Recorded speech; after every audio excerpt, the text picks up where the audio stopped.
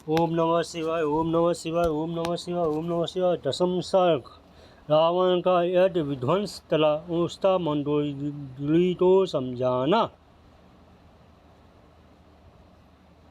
श्री महादेव जी बोले, हे पार्वती जी, फिर रावण सभा में अपनी राक्षस मंत्रियों से विचार कर पतंग जिस प्रकार निर्णय पतंगों के साथ पजरी अपनी में पर से गलता, उसी प्रकार बचे खुशी राक्षसों लेकर रघुनाथ जी के पास चला। किंतु रामचंद्र जी ने उन समस्त राक्षसों को युद्ध में मार डाला और स्वयं रावण भी हृदय में भगवान राम का 30 बाण लगने से व्याकुल हो तुरंत लंका में लौट आया। भगवान राम और हनुमान जी के भाव से अति मानस पौरुष देख रावण अति शीघ्र शुक्राचार्य जी के पास गया और उन्हें अपना हाथ जोड़कर कहने, भगवान राम ने समझ युद्धपोत से लंकापुरी ने तड़ी, जितने बड़े बड़े दैत्य और वहाँ मेरे बंधु बांधव वे सही मार डाले। आप जैसे सदगुरु के रहते हमें महान दुख क्यों देखना पड़ा। रावण के स्वाद दैत्य गुरु शुक्राचार्य जी ने उससे कहा, हे दासानंद, तुम जैसे हो सके वैसे किसी एक स्थान देश में हवन करो। यदि तुम्हारे हवन में कोई विघन न हुआ तो उस होम अग्नि से एक बहुत बड़ा रथ, घोड़े, धनुष, कलश और बाण होंगे, उन्हें पाकर तुम अजय हो जाओ। मेरे दिए हुए मंत्रों को ग्रहण करो और इनसे तुरंत जाकर हवन करो। शुक्राचार्य जी के इस पर कहने पर राक्षस रावण ने तुरंत ही जाकर अपने महल में एक पक्का समान गंभीर गुहा क्या कराई और बड़ी सावधानी लंका के सब द्वारों के फाटक आदि बंद करा दिए तथा शास्त्रों के विचार कर्मोटी जो अपन सामग्रियाँ बताई गई हैं वे समस्त एकत्रित और गुफा में घुसकर एकांत में मौन आलम्बन पूर्वक होम करने लगा। तब रावण के छोटे भाई विभीषण ने बड़ा भारी धुआं उठकर इत्यादि व्यभित हो उसे रामचंद्र जी को दिखाया और कहा, हे राम, बेटी दस्यु ने हवन करना आरंभ किया। यदि हवन निर्विघ्न समाप्त हो गया तो ऐसे हो जाएगा, अतः इसमें विघ्न डालते सीधी बानर सेनापति तो भेजिए। तब रघुनाथ जी ने अच्छा कहकर की सम्मति से कपिवर अंडा हनुमान सहित अति मौलवान बानर वीरों आदि वे सब नरगल के परकोट को लांघकर रावण के महल में पहुँचे। इस 10 करोड़ बानरों ने वहाँ पहुँचकर महल के द्वारपालों को चूर्ण कर डाला। एक समय बहुत से घोड़ों का हाथियों संहार कर डाला। इस वक्त लंका में रात भर बड़ा भारी कोलाहल मचा रहा। प्रातःकाल होते ही विभीषण की भार्य सलमा ने हाथे संते से होम स्थान बतला दिया। गुफा को घटने के लिए उसने मुझ पर रखे हुए पत्थरों महापातों में अंदर पैलती कुकर से चूर कर महातंद्रा में घुस गए। उन्होंने वामन तो नेत्र मुंडे जल स्थान आसन में लगाए बैठे देखा। तदंतर अंदर जी की आज्ञा से समस्त बानरगण तुरंत उस गुफा में घुस गए। गुफा में घुसता वे सिरकर पीछे और बड़े भारी कोलाहल करने लगे। जहाँ था उन्होंने हवन कुंड में डाल दिया। बानर अगण हनुमान जी ने अति रोष पूर्वक बोला, रावण के हाथ में सुआ सिंह उसी से उस पर आघात किया। बानरगण रावण पर इधर उधर से दांतों लकड़ियों ने पार करे थे। उसने विजय की कामना से इस प्रकार हाथ होने पर अपना ध्यान नहीं छोड़ा। अब अत्यंत वेगवान अंदर जी अंतपुर में जाकर तुरंत ही शुभ लक्षण मंडोदरी को चोटी पकड़ कर ले आए और रावण के सामने उन्होंने नाट्य समान विलाप करती हुई मंडोदरी के रतन जड़ित तुच्छी फाल डाली, चोली फाल डाली। उससे मोटी रतन समूह के सहित सब और बिखर गए। इसी का मंडोदरी रतन जड़ित कंधनी भी टूट पड़ी। रावण के देखते उसे अधोवस्त्र तथा बंधन ढीला पर टोटी पड़े से खिसक गया और समस्त आभूषण जहाँ तहाँ गड़ गए। ऐसे अन्य बानरगण भी टोटा पूर्वश देव और दंडवारी करना जो रावण की पत्नी पकड़ लाए। तब मंडोदरी रावण के सामने अत्यंत विलाप करने लगी और करुणावश अतिदीन होकर रावण से कहने, हो तुम बड़े निर्लज हो। तुम्हारे सामने ही शत्रुदल तुम्हारी भाई चोटी बदलकर खींच रहे हैं और फिर भी तुम हवन कर रहे हो। क्या तुम्हें लज्जा नहीं आती? जिसकी भाया तो उसी के सामने पापी जो शत्रुदल मारते हो उसे तो वहीं मर जाना चाहिए। उसके जीने से तो मरना ही अच्छा है। या मेघना, आज तेरी माता बानरों के हाथों में पड़कर क्लेश पा रही है। बेटा, तेरे जीते रहने पर मुझे यह दुख क्यों देखना पड़ा?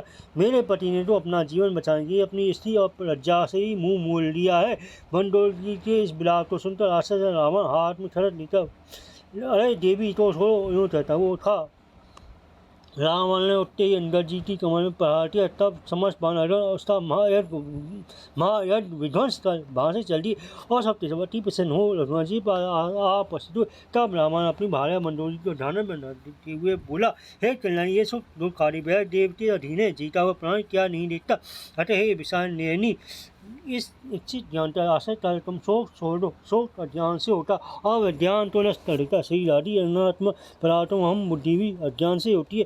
इस मिथ्या कार्य पुत्र स्त्री आदि का संबंध होता। इन संबंधों में आस्था होने से ही जन्म मरण रूप संसार तथा हर्ष शोक भय क्रोध लोभ मोह स्पृहा आदि होते हैं।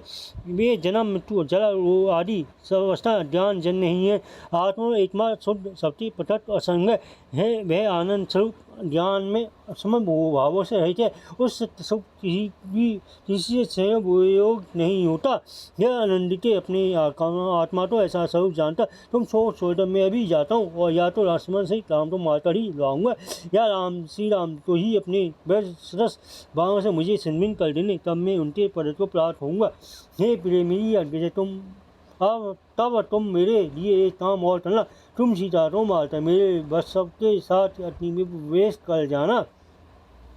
रावण के वचन सुनकर मंदोदरी ने अति दुखी होकर था, प्रभु मैं आपसे ठीक बात कहती हूँ, आप उसे सुनकर मेरे जैसा हो उसे सुनकर वैसा ही कीजिए। राम तुमसे अथवा और किसी भी कभी नहीं जीते जा सकते। देवादिदेव भगवान राम शाश्वत प्रत्यक्ष पुरुष के नियामक हैं। भक्त वत्सल रघुनाथ जी ने कल्प के आरंभ में अमृतस्य रूप और व्यवस्था मनु की समस्त आपत्तियों से साथी भगवान राम ही पूर्व काल में एलस्य योजन विस्तार वाले तत्सप हुए थे और समुद्र मंथन से उन्होंने अपनी पीठ पर से मेरू पर्वत को धारण किया।